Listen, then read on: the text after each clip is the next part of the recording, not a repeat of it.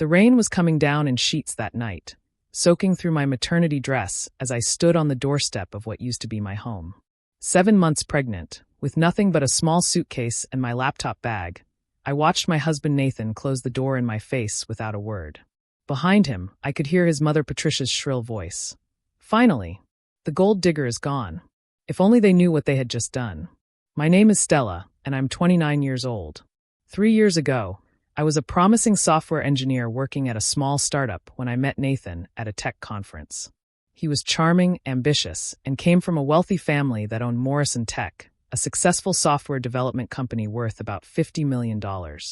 His parents, Patricia and Richard Morrison, had built the company from scratch 20 years ago. Our relationship moved quickly. Nathan was everything I thought I wanted: successful, handsome, and seemingly devoted. When he proposed after just 8 months of dating, I said yes without hesitation. That was my first mistake. The red flags started appearing during our engagement. Patricia would make subtle comments about my modest background and how lucky I was to be marrying into their family. Richard would joke about making me sign a prenup to protect their assets, though Nathan always laughed it off and said it wasn't necessary.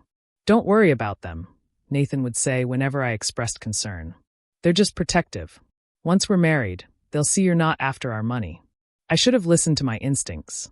After our wedding, I left my job to work for Morrison Tech. It made sense at the time.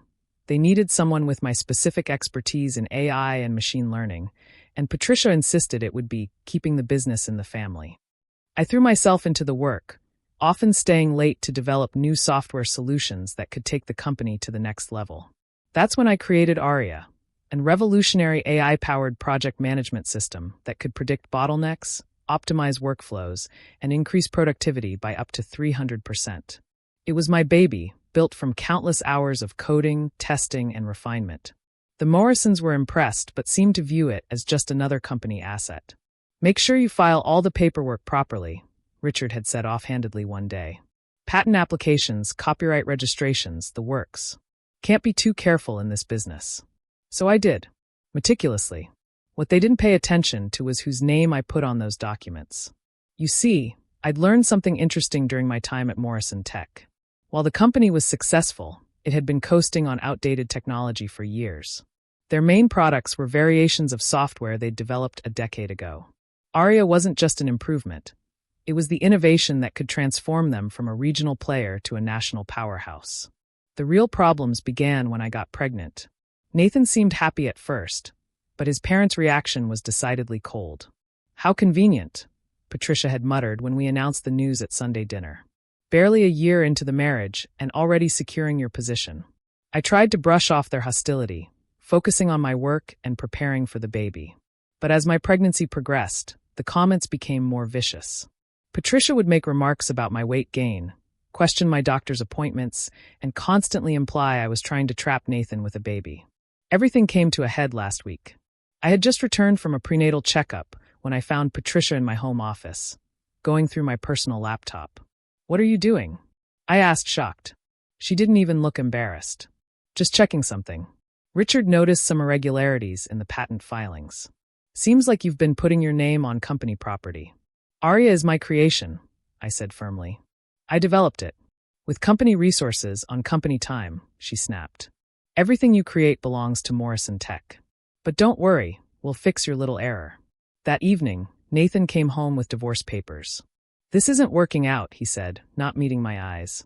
"Mom's right. You've been trying to steal from the company. The stress isn't good for the baby. It's better if you leave." "Are you serious?"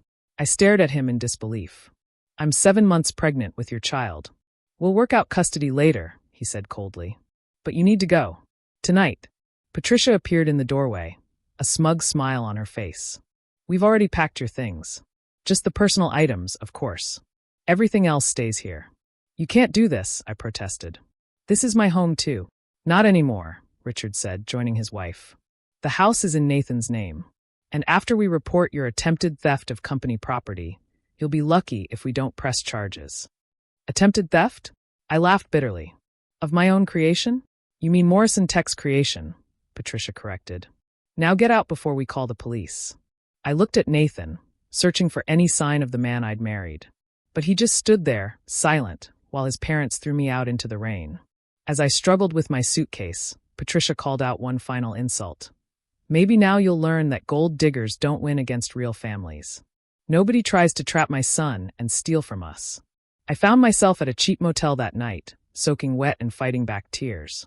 But as I sat on the lumpy bed, rubbing my swollen belly, something shifted inside me. The tears stopped. The hurt transformed into cold, calculated determination. They wanted to play dirty? Fine. But they'd forgotten one crucial detail. The next morning, I called my former colleague, Marcus, who now worked at a major tech investment firm. Stella, I heard you were working for Morrison Tech. How's that going? Actually, Marcus, I have a business proposition for you. Remember how you said to call if I ever had something revolutionary? Well, I do. It's called Aria. I'm listening, he said, interest piqued. It's an AI system that could transform project management across every industry. And before you ask, yes, I own all the patents and copyrights.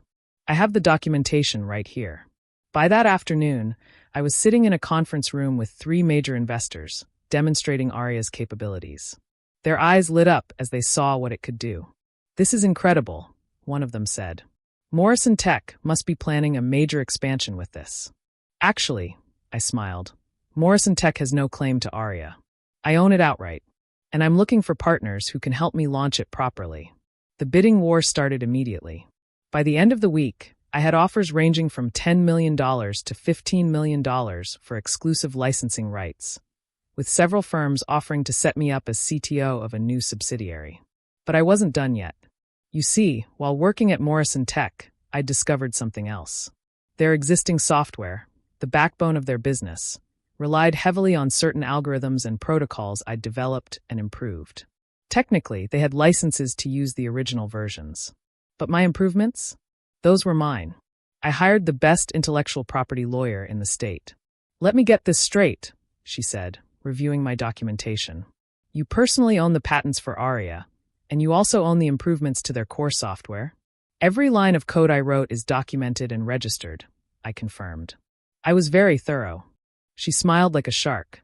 They kicked out a pregnant woman who holds the keys to their kingdom. This is going to be interesting. 2 weeks after being thrown out, I was ready. I'd accepted a $12 million deal with Quantum Dynamics, a Morrison Tech competitor for Aria. They'd also offered me an executive position with full maternity leave and childcare support. Everything the Morrisons had never provided. But first, I had some papers to serve. I waited until Morrison Tech's monthly board meeting, where all their major investors would be present. Wearing my best maternity dress and accompanied by my lawyer and a process server, I walked into their headquarters like I owned the place. The receptionist, who knew me well, looked shocked. Stella? But I thought, I'm here for the board meeting, I said pleasantly. Official business. We took the elevator to the top floor. Through the glass conference room walls, I could see the entire Morrison family plus about a dozen board members. Perfect. I knocked and entered without waiting for permission. Stella. Nathan stood up, shocked. What are you doing here? Hello, everyone, I said calmly. I'm sorry to interrupt, but I have some urgent business matters to discuss. Patricia's face turned red. Security. Get this woman out of here. I wouldn't do that, my lawyer interjected. Ms. Chun is here on legitimate legal business. Legal business? Richard scoffed. She's a disgruntled ex-employee trying to cause trouble. Actually, I said, pulling out the documents, I'm here to inform you that Morrison Tech is in violation of multiple patent and copyright infringements. As of this morning, you're using software improvements that belong to me without proper licensing. That's ridiculous, Patricia shrieked. Everything you created belongs to the company. No, I said firmly. Everything I created using my own knowledge, skills, and innovations belongs to me. I have all the documentation to prove it. More importantly, Aria, the system you've been planning to build your expansion on, is my sole property. The board members started murmuring among themselves. Furthermore, my lawyer added, we're prepared to seek an immediate injunction preventing Morrison Tech from using any of Ms. Chen's proprietary improvements. This would effectively require you to revert to your software versions from 3 years ago. Richard's face went pale. I knew why. Without my improvements, their systems would be obsolete. They'd lose most of their current clients within months. This is extortion. Nathan finally spoke up. No, I said, looking him directly in the eye. This is business. The same kind of business your family taught me when they threw out a pregnant woman in the rain. One of the board members, an older woman I'd met briefly before, spoke up. Ms. Chun, what exactly are you proposing? I smiled. I'm not unreasonable. Morrison Tech can license my improvements for a fair market rate. Let's say $3 million annually. As for Aria, that ship has sailed. I've already partnered with Quantum Dynamics. Quantum Dynamics? Richard's voice was strangled. Our biggest competitor? Former competitor, I corrected. With Aria, they'll be in a different league entirely. The room erupted in chaos. Board members demanded explanations from the Morrisons. Patricia was screaming about lawsuits. Nathan just stared at me like he was seeing me for the first time. I placed the legal documents on the table. You have 48 hours to respond. My lawyer will be in touch. As I turned to leave, Patricia couldn't resist one last attack. You planned this all along, didn't you? You are a gold digger. I paused at the door, hand on my belly. No, Patricia. I was a woman who loved your son and worked hard to contribute to your family's success. You turned me into something else when you threw me out. Consider this my graduation from the Morrison Tech School of Business.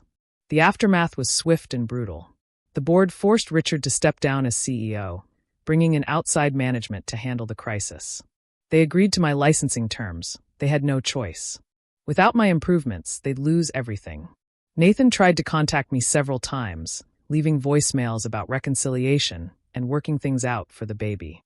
I didn't respond. My lawyer handled all communication regarding custody arrangements.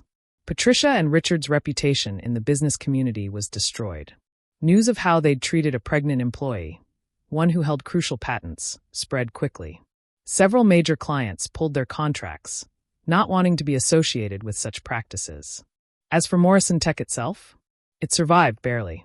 They're now a struggling mid-tier company, hemorrhaging money in licensing fees and watching their former competitor dominate the market with Aria.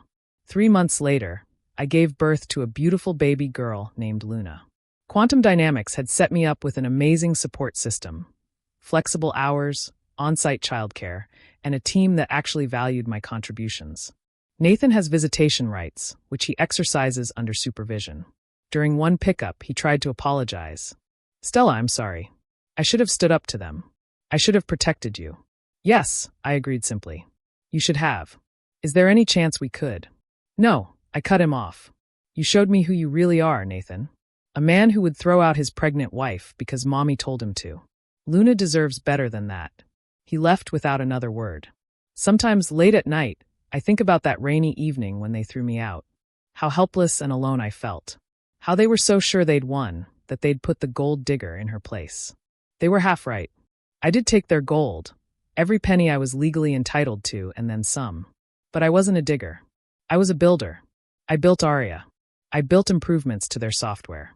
I built a future for my daughter and myself. And when they tried to tear me down, I built their downfall too. The Morrisons thought they were teaching me a lesson about power and family loyalty. They did teach me something valuable. Never let anyone make you feel worthless, especially when you hold all the cards. Now, every time I cash those licensing checks, I think of Patricia's smug face that night. Gold diggers don't win against real families, she'd said. Maybe not. But software engineers with properly filed patents? We win every time. As I write this, Luna is sleeping peacefully in her nursery. The one in our new house, bought with my own money, earned through my own innovations. Sometimes success isn't about revenge. It's about becoming everything they said you couldn't be, and then surpassing even that. Though I must admit, watching the Morrison empire crumble while mine rises, that's just a very satisfying bonus.